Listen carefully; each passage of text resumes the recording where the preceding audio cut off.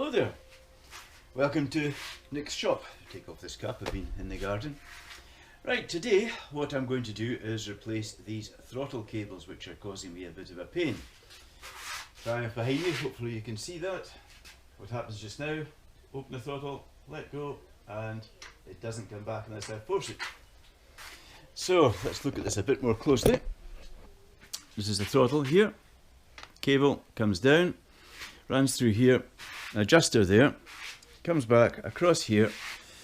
This is one cable, a splitter here changes into two, so one pulls up and there's two attached in the plastic bit here. That's well greased, I assure you. That goes down here and goes to the independent carburetors, one there and one across the other side. Again, adjusters here, and I've got the filters and tank obviously off. You can see if maybe you can, maybe you can't. I can open the throttle there, I can see the slides going up and down. They're actually balanced perfectly. But the problem with this is that the tank sits here and the tank squeezes down on this or pushes it further across, and this bend kills it. You can't have a nice bend as you'd want there. What you've got is a different bend, and I'm actually going to feed this through here this time. So it's going to be different again, or through here somewhere. All these tie wraps I've got on here are because I've got a GPS wired in. Let's go around this side so you can see.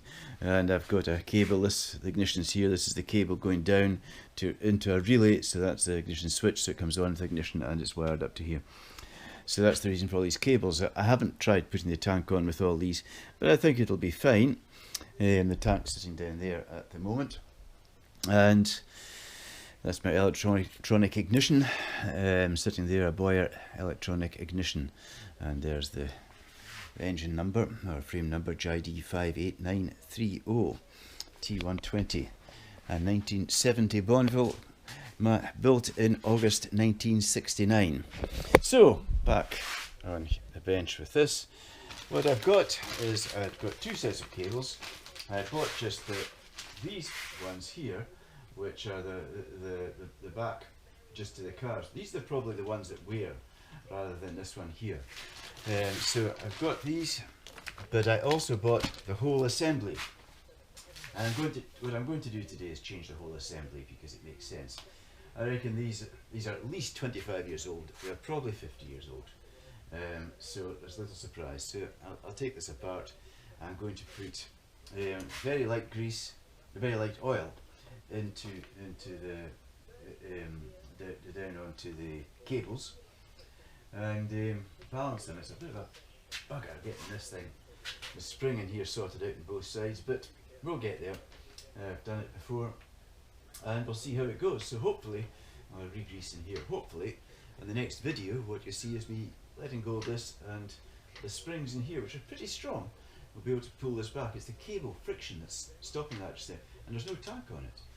Okay, so let's see how I get. Hello again, here we are, same day I promise, and I have fitted the new cable.